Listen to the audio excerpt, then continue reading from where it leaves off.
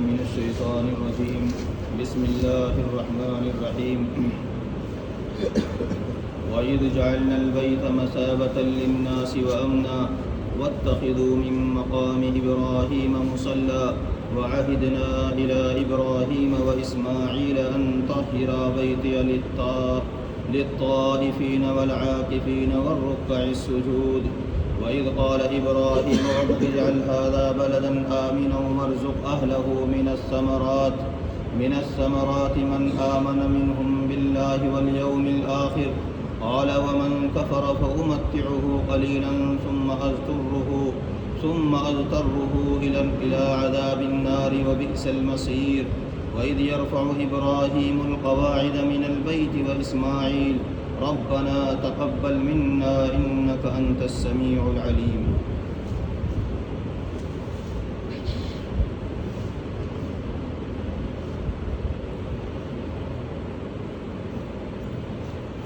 اس سے گزشتہ آیت میں جو پچھلی آیت وَإِذِ ابْتَلَىٰ إِبْرَاهِيمَ سے گزری ہے، اس میں حضرت ابراہیم علیہ السلام کا تذکرہ تھا کہ آپ نے اپنے ان کلمات کو جو اللہ تعالیٰ نے عطا فرمائے تھے، یعنی جو آزمائشیں دی تھی ان کو پورا کیا، اور اللہ تعالیٰ نے وعدہ کیا کہ میں تمہیں لوگوں کا پیشوا بناؤں گا. قال انی جاعلک للناس اماما، میں آپ کو لوگوں کا امام اور پیشوا بناؤں گا. تو آپ نے دعا کی تھی کہ اللہ مجھے بھی پیشوا بنانا اور میری اولاد میں سے میری اولاد کو بھی پیشوا بنانا. تو وہاں ابراہیم علیہ السلام کا تذکرہ تھا. ان کے ذریعے سے اللہ تعالیٰ نے کعبے کو بنوایا، کعبے کی بنیاد رکھوائی. تو اب اگلی آیت میں کعبے کا تذکرہ ہے کہ امام جس طرح سے پیشوا بنایا اور جس چیز کی دعوت ابراہیم علیہ السلام سے دلوائی گئی سارے لوگوں کے لیے، اس چیز کا تذکرہ ہے، یعنی خانہ کعبے کا. وَإِذْ جَعَلْنَا الْبَيْتَ مَثَابَةً لِلنَّاسِ وَأَمْنًا، اور یاد کرو اس وقت کو کہ جب ہم نے خانہ کعبہ کو لوگوں کے عبادت کی جگہ اور امن کی جگہ بنا دیا. لوگوں کے اجتماع کی جگہ، عبادت کی جگہ اور امن کی جگہ بنایا. مثابہ کے اصل معنی ہیں بار بار لوٹ کر آنے کی جگہ. چونکہ خانہ کعبہ اور حرم مبارک ایسی مقدس جگہ ہے کہ انسان کا وہاں بار بار جانے کو جی چاہتا ہے. خواہ کتنی ہی مرتبہ وہاں انسان چلا جائے، عمرہ کر لے، حج کر لے، طواف کر لے، جب وہاں سے لوٹتا ہے تو پھر اس کے دل کے اندر یہ تمنا ہوتی ہے کہ میں پھر ابھی دوبارہ آؤں گا، اللہ تعالیٰ مجھے دوبارہ جلدی بلائے. ہر ایک کے دل کی تمنا ہوتی ہے. اگر تمنا کسی کے دل کے اندر نہیں، کہتے ہیں کہ کسی کے عمرہ، حج یا طواف کے مقبول ہونے کی علامت اور دلیل یہ ہے کہ اس کے دل کے اندر دوبارہ سے لوٹنے کی خواہش پیدا ہو، دوبارہ آئے. بعض حضرات وہاں جاتے ہیں اور سفر میں چونکہ پریشانی ہوتی ہی ہے. اللہ کے نبی صلی اللہ علیہ وسلم نے ارشاد فرمایا السفر قطعۃ من النار، کہ سفر دوزخ کا ٹکڑا. جب دوزخ کا ٹکڑا قرار دیا تو دوزخ میں تو پریشانی ہی پریشانی. بہرحال سفر میں دقت آئے گی، کبھی کھانے میں دقت آئے گی، کبھی آرام میں دقت آئے گی، لوگوں کے رہن سہن میں دقت آئے گی، کسی کی باتیں اچھی نہیں لگیں گی، کسی کی گفتگو اچھی نہیں لگے گی، راستے میں چڑچڑاپن ہوگا جاتے ہوئے آتے ہوئے. تو لوگ تنگ آ کر بعض یوں کہہ دیتے ہیں نعوذ باللہ کہ ہم تو بیکار ہی آئے. یہ الفاظ خود ہم نے سنے اپنے کانوں سے کہ بیکار ہی آئے، ہمارے ہاں کیا فائدہ. یہ وہ لوگ ہوتے ہیں جن کے دل میں پہلے سے ہی دین کی قدر نہیں ہوتی، پہلے سے ہی نہیں ہوتی. ہم ان کو سمجھاتے ہیں بھائی یہ آپ توبہ کیجیے، یہ بہت یعنی الفاظ بہت ہی زیادہ خطرناک ہے. اللہ تعالیٰ آپ کو توفیق نہیں دے گا کبھی بھی یہاں واپس آنے. اس لیے ہر مومن جس کے دل کے اندر محبت ہوتی ہے کعبے کی، بیت اللہ کی، وہ تمنا کرتا ہے کہ اللہ مجھے یہاں بار بار.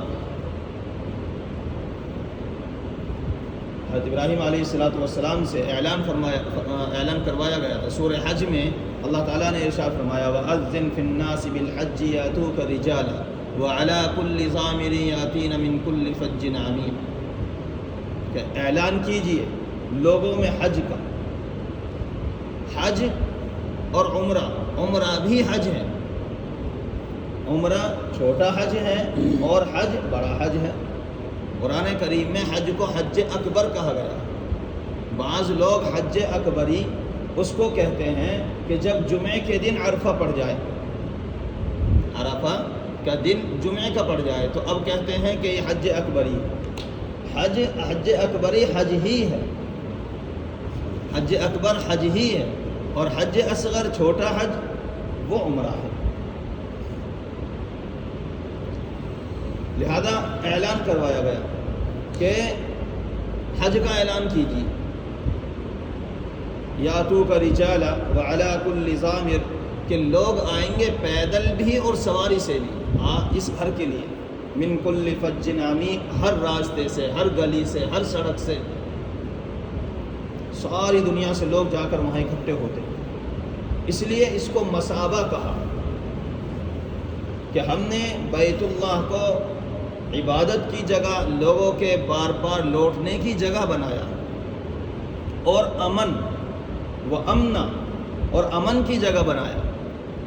کہ جو کعبہ بول کر کے قرآن کریم کی دوسری آیات کے اندر بھی اس کا اشارہ ملتا ہے. کعبہ بول کر کے سارا حرم مراد لیا جاتا ہے، اور حرم کا علاقہ جو ہے وہ کافی بڑا ہے.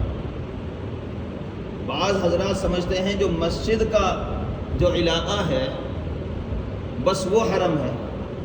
ایسا نہیں ہے. اس مسجد سے یعنی کعبے سے ارد گرد ایک طرف حضرت عائشہ رضی اللہ تعالی عنہ کی طرف نسبت کر کے منسوب ہو کر کے مسجد ہے تنعیم کی جگہ میں، مسجد حضرت عائشہ، وہاں تک حرم ہے، وہ وہاں سے 6 یا 7 کلومیٹر. اور ایک طرف سے اللہ کے نبی صلی اللہ علیہ وسلم نے جنگ حنین سے فارغ ہو کر جعرانہ مقام پر احرام باندھا تھا، وہ 25 کلومیٹر. اور ایک طرف سے صلح حدیبیہ جہاں پر آپ صلی اللہ علیہ وسلم نے قیام کیا تھا صلح حدیبیہ کے وقت میں، تو وہ تقریباً 12-13 کلومیٹر. اور ایک طرف سے جدھر عرفات ہے، بنا مزدلفہ ہے، ادھر سے 16 کلومیٹر. یہ چاروں طرف کا علاقہ حرم سے یعنی مسجد حرم سے کعبے سے ارد گرد کا اتنا بڑا علاقہ یہ حرم کہلاتا ہے. اور یہ امن کی جگہ. اسی کو فرمایا کہ وَإِذْ جَعَلْنَا الْبَيْتَ مَثَابَةً لِلنَّاسِ وَأَمْنًا، ہم نے کعبے کو یعنی حرم کو لوگوں کے بار بار اکٹھے ہونے کی جگہ بنایا اور اس کو امن کی جگہ بنایا. کہ امن کیسے ہوگا؟ کہ اس جگہ پر اگر کوئی شخص داخل ہو جائے تو اب اس کو سزا نہیں دی جائے گی. یہاں تک کہ وہاں کے جانوروں کو بھی اللہ تعالیٰ نے ان کے دلوں کے اندر یہ بات ڈالی ہے کہ وہ بھی لوگوں سے وحشت زدہ نہیں ہوتے، بھاگتے نہیں ہیں. وہاں کے بلی، وہاں کے کبوتر وہ یوں ہی گھومتے رہتے ہیں اور لوگوں سے بھاگتے نہیں ہیں. کبھی کبھی ہاتھ پر آ کر کے بیٹھ جاتے ہیں، کاندھے پہ آ کر کے بیٹھ جاتے ہیں. نماز پڑھ رہے ہیں وہیں کبوتر بھی بیٹھا ہے، حالانکہ وہ پالتو نہیں ہے، لیکن حرم کی وجہ سے انہیں معلوم ہے کہ ہمیں یہاں کوئی پکڑے گا نہیں، ہمیں یہاں کوئی ستائے گا نہیں. حرم کے جانور کو، پرندے کو خوش کرنا، اس کو ڈرانا بھی جائز نہیں.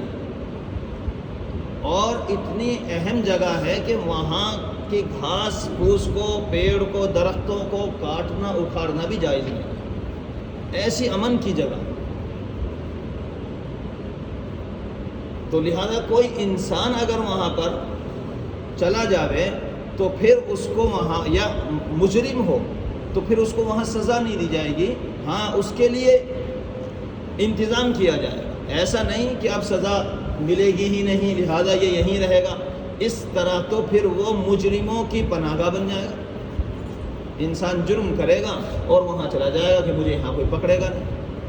اس کے لیے حضرت امام ابو حنیفہ رحمۃ اللہ علیہ کا مسلک تو یہ ہے اس سلسلے میں کہ اس طرح کے حالات پیدا کیے جائیں گے کہ وہ وہاں سے نکل جائے۔ مثلاً اس کو کھانا نہیں دیا جائے گا، پانی نہیں دیا جائے گا، اس کو پریشان کیا جائے گا وہاں، تاکہ وہ اس حد سے نکلے، جب نکلے گا تو گرفتار کر لیا جائے گا۔ البتہ دوسرے ائمہ حضرات کے نزدیک اس کو گرفتار کیا جائے گا، پکڑا جائے گا، سزا نہیں دی جائے گی۔ بعض کہتے ہیں کہ سزا بھی دی جائے گی اگر اس نے حرم کے اندر جرم کیا ہے۔ جرم کر کے اگر باہر سے آیا ہے اور وہاں اندر داخل ہوا ہے تو پھر اس کو سزا وہاں نہیں دی جائے گی، لیکن اگر اندر ہی اس نے جرم کیا ہے، کوئی ایسا کام کیا ہے، چوری کر لی ہے تو اس کے ہاتھ کاٹ دیے جائیں گے، زنا کر لیا ہے تو سنسار کر دیا جائے گا، قتل کر دیا جائے گا۔ لیکن اگر باہر سے کر کے آیا ہے تو وہ حضرات بھی کہتے ہیں پھر اندر نہیں، پھر باہر ہی اس کو سزا دی جائے، گرفتار کر لیا جائے۔ امام ابو حنیفہ رحمۃ اللہ علیہ کا مسلک اس سلسلے میں احتیاط پر مبنی ہے۔ عرب کے لوگ پہلے بھی زمانے جاہلیت میں اگر کسی شخص کا بھائی کا قاتل یا باپ کا قاتل بھی حرم کے اندر وہ مل جاتا تو اس کو وہ دیکھتے تو تھے لیکن اس سے کچھ کہتے نہیں تھے کہ یہ حرم ہے، حرم میں ملا ہے، ورنہ ہم بتلاتے تجھے۔ سزا بھی ان کو دینی ہوتی تھی تو اس وقت بھی حرم سے باہر جہاں پر مسجد عائشہ ہے، مقام تنعیم ہے، وہاں پر انہوں نے وہ جگہ بنا رکھی تھی سزا دینے کی، وہاں پر جا کر کے سزا دی جاتی تھی۔ اسلام کے اندر بھی یہ چیز روا رکھی گئی، جائز رکھی گئی، اور اس کا کیا کہتے ہیں احترام رکھا گیا کہ وہاں پر کسی کو سزا نہ دی جائے۔ امن کی جگہ اس لیے اس کو قرار دی کہ اگر کوئی شخص وہاں جا کر پناہ لے لے تو اس کو وہاں پر سزا نہیں دی جائے گی، لہذا جانوروں کے لیے بھی امن ہے اور انسانوں کے لیے بھی امن ہے۔ ایک تو یہ اس کا مطلب ہے۔ دوسرا مطلب یہ ہے کہ یہ روحانی اعتبار سے امن کی جگہ ہے، جو انسان وہاں چلا جاتا ہے تو وہاں جانے کے بعد اس کو قبر کے عذاب سے امن ہے، حشر کے عذاب سے امن ہے، دوزخ سے امن ہے، جو اللہ تعالیٰ کے یہاں اس کو عذاب ملنے والے ہیں ان سے وہ مامون ہو جاتا ہے کہ وہاں جا کر اس کو توفیق طواف کی اور عمرے کی اور حج کی اس کو مل جاتی ہے تو اللہ تعالیٰ اس کو مامون کر دیتے ہیں۔ اس طرح سے یہ امن کی جگہ ہے۔ وَإِذْ جَعَلْنَا الْبَيْتَ مَثَابَةً لِلنَّاسِ وَأَمْنًا، اور یاد کرو اس وقت کو کہ جب ہم نے بیت اللہ کو امن کی جگہ، عبادت کی جگہ لوگوں کے لیے اور امن کی جگہ بنا دیا۔ وَاتَّخِذُوا مِن مَّقَامِ إِبْرَاهِيمَ مُصَلًّى، اور تم بناؤ مقام ابراہیم کو نماز پڑھنے کی جگہ۔ مقام ابراہیم کیا ہے؟ مقام ابراہیم اس پتھر کا نام ہے جو ابراہیم علیہ السلام نے کعبے کی تعمیر کرنے کے وقت استعمال کیا تھا، اس پر کھڑے ہو کر کے کعبے کی تعمیر کی تھی۔ وہ پتھر پاڑ کا کام کرتا تھا، اور اللہ تعالیٰ کی شان، اس کی قدرت کہ وہ پتھر جب اونچا ہونے کی ضرورت ہوتی تھی تو اونچا بھی ہوتا تھا، اور جب چلنے کی ضرورت ہوتی تھی تو وہ سرکتا بھی تھا۔ اس پتھر پر حضرت ابراہیم علیہ السلام کے قدم کے نشان بن گئے تھے کھڑے ہونے کی وجہ سے، تو وہ بابرکت مبارک پتھر ہو گیا تھا۔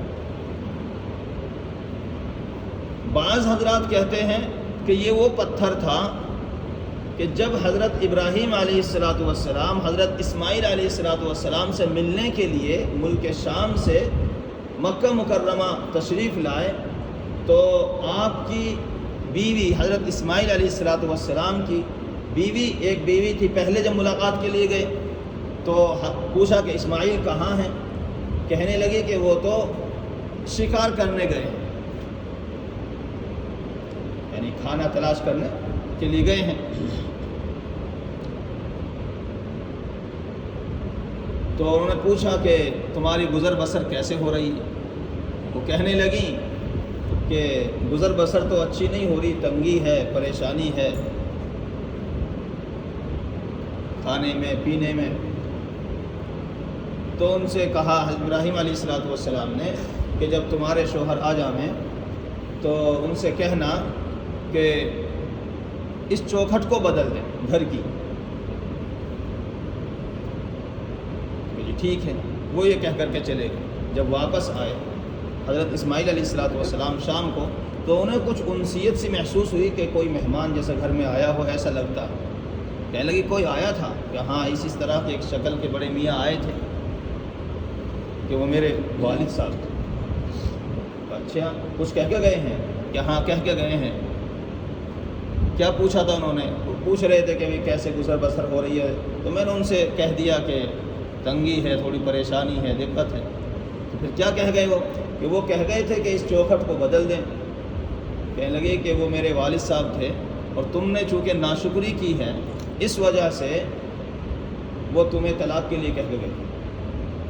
چوکھٹ سے مراد تم ہو، گھر کی چوکھٹ سے مراد تم ہو، تم نے ناشکری کی اس لیے میں تمہیں طلاق دیتا ہوں۔ انہوں نے ان کو طلاق دے دی۔ یہاں حکمت ایک اور تھی۔ حضرت ابراہیم علیہ السلام کے دو بیٹے، حضرت اسماعیل علیہ السلام اور حضرت اسحاق علیہ السلام، دونوں کے درمیان میں 13 سال کا فرق ہے۔ ابراہیم اسماعیل علیہ السلام 13 سال بڑے ہیں حضرت اسحاق علیہ السلام سے۔ انبیاء بنی اسرائیل کا کافی بڑا سلسلہ حضرت اسحاق علیہ السلام سے چلا ہے، شروع ہوا، اور حضرت اسماعیل علیہ السلام کی اولاد میں اللہ کے نبی حضرت ابراہیم علیہ السلام نے دعا مانگی تھی۔ اس دعا کا بھی تذکرہ آگے آ رہا ہے کہ اے اللہ میری ذریت میں ایک رسول پیدا فرما جو ان کو حکمت سکھاوے اور ان کا تزکیہ کرے، ان کو قرآن کریم کی آیات اور احکام تیرے بتلایا کرے۔ تو وہ دعا فرمائی تھی۔ تو اس دعا کی وجہ سے حضرت رسول کریم صلی اللہ علیہ وسلم کی پیدائش حضرت اسماعیل علیہ السلام کے خاندان سے ہونی تھی۔ تو ایسی عورت جو ناشکری کرے اللہ کے نبی کے سلسلے میں، اس کو اللہ تعالیٰ کو رکھنا گوارا نہیں کیا۔ کتنی بڑی حکمت! اور کہاں ہے وہ؟ کتنی پشتوں پر، کتنے نسب آگے۔ حضرت اسماعیل علیہ السلام کی اہلیہ وہ تو انہی سے اولاد بھی ہوتی، پھر انہی کی اولاد میں اللہ کے نبی کو بھی پیدا کرنا تھا۔ تو لہذا ایسی عورت کو خدا تعالیٰ کو رکھنا ان کی نگاہ میں گوارا نہ ہوا کہ جو ناشکری کرنے والی، اس لیے ان کو طلاق کا حکم، ان کو طلاق دے دی۔ پھر اسی خاندان میں سے وہاں ایک خاندان آ کر کے بس گیا تھا بنو جرہم کا، تو انہی میں سے ایک دوسری عورت سے آپ نے نکاح کر لیا۔ دوسری مرتبہ آپ تشریف لائے تو وہاں دوسری بیوی کو پایا۔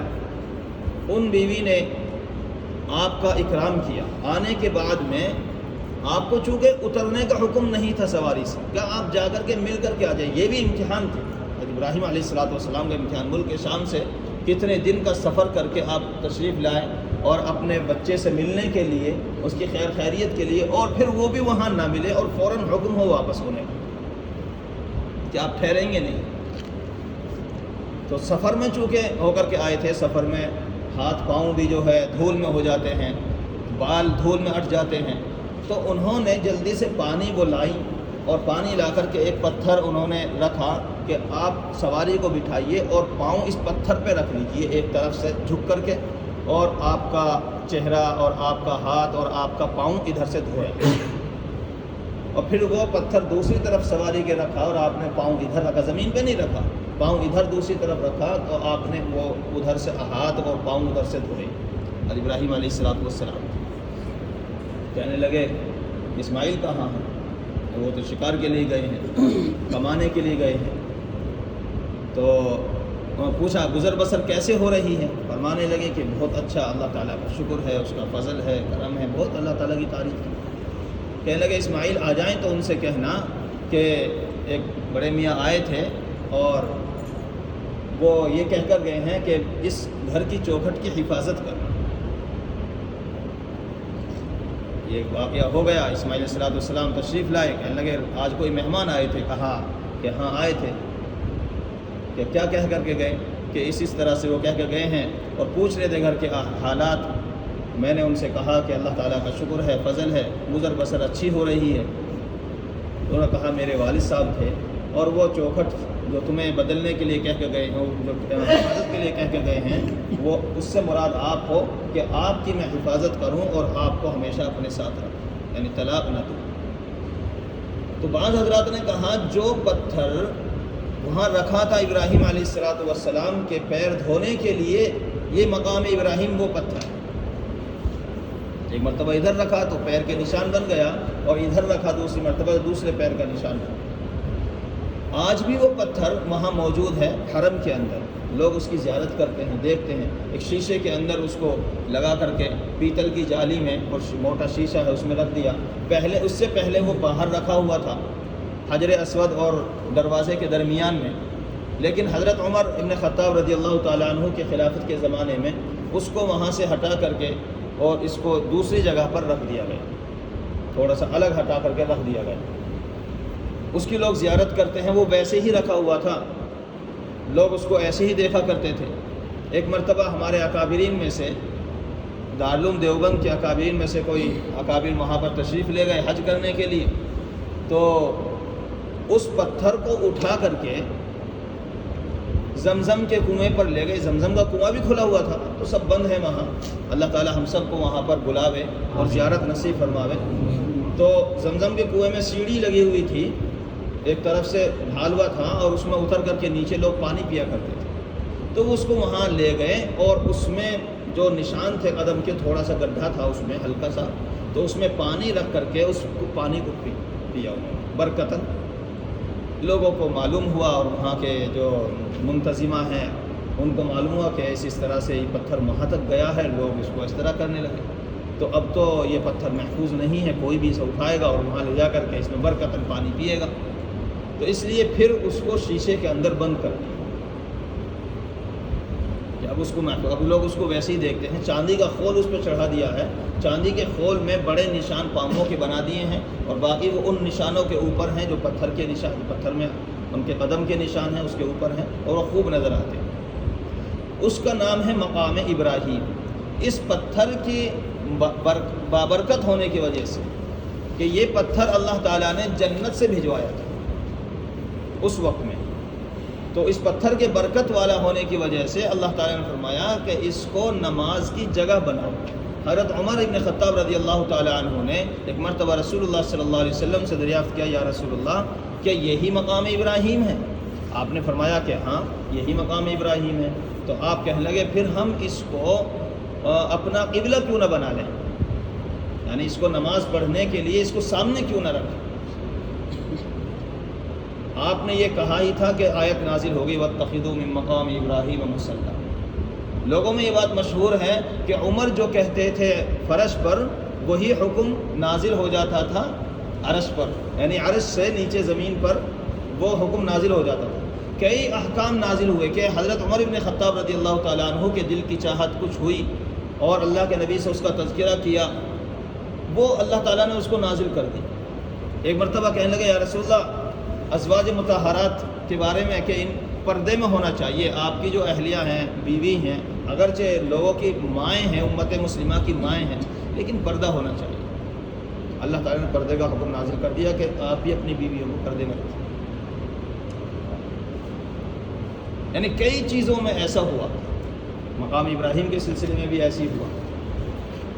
تو یہ وہ پتھر ہے اور برکت کی جگہ ہے، اس لیے حضرت نبی کریم صلی اللہ علیہ وسلم نے اس کو نماز پڑھتے وقت میں اپنے سامنے رکھا، اس طرح سے کہ یہ بھی سامنے رہے اور کعبہ بھی سامنے رہے، کعبے کے اور اپنے درمیان میں اس کو بنا کر کے رکھا، اور اس کی طرف منہ کر کے نماز پڑھی۔ اس لیے طواف کرنے کے بعد میں جو 2 رکعت نماز واجب ہیں پڑھی جاتی ہیں، وہ سنت یہ ہے کہ مقام ابراہیم کے پاس آ کر کے پڑھی جائے، کہ اس کو سامنے رکھ کر کے۔ اب چونکہ علاقہ کافی بڑا ہے اور حرم کا جو صحن ہے وہ بڑا بنا دیا گیا ہے، مطاف جگہ تو وہاں ہوتی نہیں، وہاں طواف کرنے والے طواف کرتے رہتے ہیں، اس لیے پیچھے کہیں بھی دیوار تک کافی لمبی چوڑی جگہ ہے، کہیں پر بھی جگہ مل جائے، بہتر یہ ہے کہ مقام ابراہیم ہمیں نظر آ رہا ہو سامنے، اور کعبہ تو ہے ہی سامنے، وہاں پر 2 رکعت نماز پڑھی جاوے۔